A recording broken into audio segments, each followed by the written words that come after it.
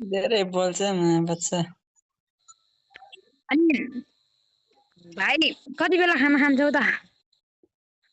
म अब एकछिन पछि अनरिस गर्ने कम छ यार मेरो। खिल्दैन गफ हानेर बस्ने कि लबीमा। गफ हान्ने हो? गफ हानेर बसौँ। गफ हान्ने भयो त रेडी छु।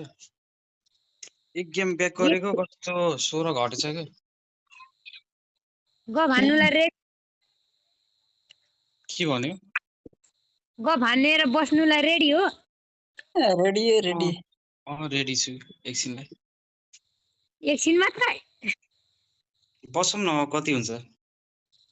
मैले त भने आज रातभरि गरेर भोलि पनि दिनभरि गफ हानेर बस्दिउँ भनेको भाइ। नि भन्छौ भने त एक हप्तासम्म नि गफ हानेर बस्दै जाँदा सबैजना लबीमै। यति साह्रो गफ हान्न आउँदैन के सुन्न चाहिँ आउँछ ल। कस्तो गफ हान्न नआउने खाना भोगी भएन तिम्रो घर कहाँ हो तिमी कति वर्ष पुग्यौ तिम्रो छोराछोरी छ कि छैन के गर्दैछौ त्यसपछि साथीले साथीलाई उसको त माइकै आउँछ नि कसरी गफ गर्छ त उसले कि साथी बोलाऊ भनेर उसले पनि गफ गर्छ बिचरा। अब तीनटा छोराछोरीको आमासँग के गफ हान्ने हो के? तीनटा आमा ल म्यारिड हो? म्यारिड हो भन्छ नि अब खै। म साथीलाई बोलाउँछु नि एकछिनमा आउँछु ल मलाई बोलाइरहेछ। ल ल साँच्चै भन न म्यारिड हो र? म्यारिड हो? बुझ्दिन फेरि म म्यारिड हो र भनेको हजुर। के हो म्यारिड भने इङ्ग्लिस बुझ्दिन भनिरहेको छ त। गफाडी हो क्या के कसम लास्टै गफाडी। भन साँच्चै तिम्रो घर बिहे भएको लाका गेमर भनेको त माइकै आउँदैन त के एउटा साथीलाई बोलाऊ भनेर मैले कुरा सुन्दै बस्छन् गरे तिनी सुन्दै बस्छन्।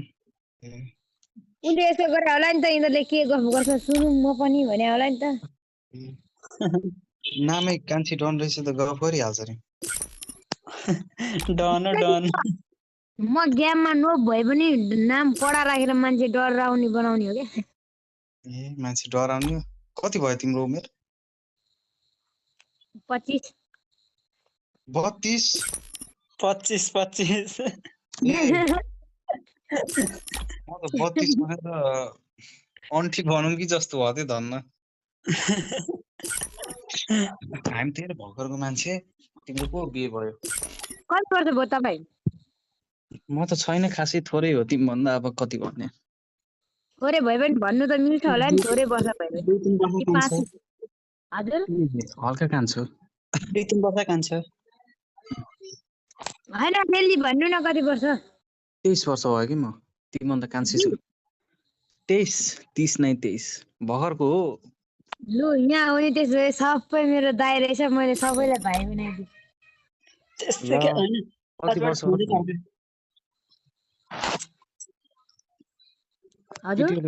केटीहरूले हरि ढाँट्छ कि मलाई थाहा यहाँ उमेर आएर। म त लु न ढाँटी बोल्छु है बोल्नु पर्यो भने। ए कति हो त तिम्रो एज त्यसो? 18 ए 18 फेरि भोइस त अलि ठुलै सुनिन्छ त फेरि। ठुलो मान्छे जस्तो है? ठुलो मान्छे के 25 त सुन्नु त। जस्तोले मलाई थोरा मान्छे भन्छ। अनि कहाँ तिम्रो उता सोलुखम्बुतिर हो?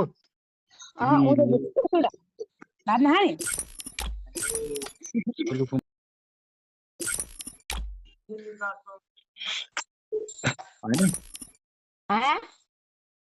सोलुखम्बुको लिम्बू टाइप जस्तो लाग्यो के सिन्नरलाई लिम्बू पुर्या त फेरि तपाईँ पनि ल्याङ नगर्नु न। ओ धनी कस्तो के तिम्रो भोइस भाइ डेन्जर छ है। अनि विवेक ओइ तिमी 2-4 शब्द राख।